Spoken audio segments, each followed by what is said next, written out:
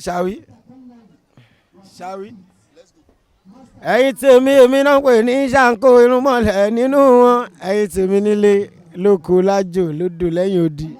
Mo kí yín ẹ káàsán, ẹ káàárọ̀, ẹ káalẹ́, ẹ kúrọ̀lẹ́. Èmi ọmọ yín Rasheed Àtàndá Adékúnlé ọmọ Ọ̀jẹ̀táyọ̀. Òòṣà ọmọ Táyé lolúkọ ṣoṣo nọmba 1 àwọn winner of Fuji wọ́n lé wọn tí ì bá. Kí la wá ṣe ń bí ẹ̀yin tèmi? Ìyá mi tí mo lost la wá ṣe 8 days freedom prayer fún lẹ́ni. Táwọn èèyàn wá bá mi ṣe nílùú Ìbàdàn nílùú tá a ti bí mi. Subhanallah. Wọ́n máa ń sọ pé ènìyàn láṣọ èèyàn bẹ́ẹ̀ ni o kì í ṣe rọ ènìyàn láṣọ mi o. Gbogbo ẹ̀yin tẹ́ support mi pátápátá. Mi ò ní àdúrà kankan tí mo lè ṣe fún yín torí àdúrà tèmi kéré. Ṣùgbọ́n Ọlọ́run tó jọ dá èmi àti yín á san yín ní ẹ̀san tó jẹ́ ẹ̀san àlùbáríkà tó fẹ́ fi jíǹkí ànábì Muhammad sallallahu alaihi wasallam. Ọlọ́run á fi tẹ̀ yín náà lóore á fi tèmi náà lóore torí ẹ̀yin gangan lẹ jẹ́ kí n mọ̀ pé èèyàn lèmi náà. Ẹ ṣé gan. Ìbàdàn la wà yìí o.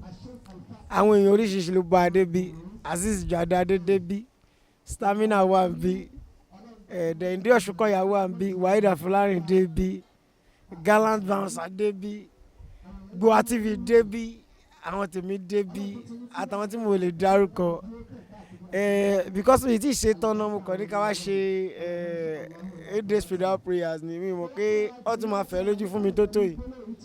Ẹ ṣé gan mo dúpẹ́ lọ́wọ́ gbogbo yín o àní fi rélé ìsan fúnra wa o most especially mo dúpẹ́ lọ́wọ́ gbogbo àwọn ẹbí mi àwọn ẹ̀gbọ́n mi àtàwọn àbúrò mi àti dádì mi. Ẹ ṣé gan ẹ kú àdúró tí o ẹ̀yin gangan ni Shanko tẹ́yìn ò bá bí èmi kò sí nǹkan tó ń jẹ́ Shanko ẹ jọ̀ọ́ o ẹ jẹ́ ká fìfẹ́ bára wa ṣe o mi ní wá yín tí ẹ ní wá mi tí o ẹ jẹ́ ká jọ gbádùn oúnjẹ tọ́lọ́run fi sí wa lágbàdá yìí o ìyá wa ti lọ báyìí bàbá wa ló kù ẹ jẹ́ ká jọ tọ́jú ẹ o ẹ má yẹ kí ìyá wa kábàámọ̀ kó òun fi wálẹ̀ sáyé lọ o ẹ̀yin ẹ̀gbọ́n mi ẹ̀yin àbúrò mi ẹ jọ̀ọ́ ẹ̀bẹ̀ ni mò ń bẹ̀ yín o ẹ mọ̀ kí mo burú àbí ẹ má reason yẹn o ẹ kàn reason pẹ́jẹ kan náà ló ṣe kí ni ló jọ bí wa ẹ̀yin Yorùbá lẹ́dẹ̀ ní ọmọ ẹni ò ní burú títí ká lè fẹ́ kún pàjẹ́ ẹ má bínú sí mi tí n bá ti ṣẹ̀yìn o bọ́ mo mọ̀ kí mi ò ṣẹ̀yìn bọ́ tẹ́ bá ní mo ṣẹ̀yìn náà ẹ má bínú sí mi nítorí èèyàn kì í dáa tán èèyàn kì í sì mọ orin tán so ẹ̀yin olólùfẹ́ mi náà káàkiri àgbáláyé ẹ ṣé gan mo appreciate and to my lovely mother wow Táyé Lolú èjìrì aláṣokùn wíníwíní lójú orogún èjò lójú yẹ ọ̀bẹ kìsì bẹ́kẹ́sẹ́ bẹ́ẹ̀ ọ̀lẹ́ alákìísà ọ̀sán ọdún nígbà aṣọ bú mi kí n bẹ́ẹ̀ délé o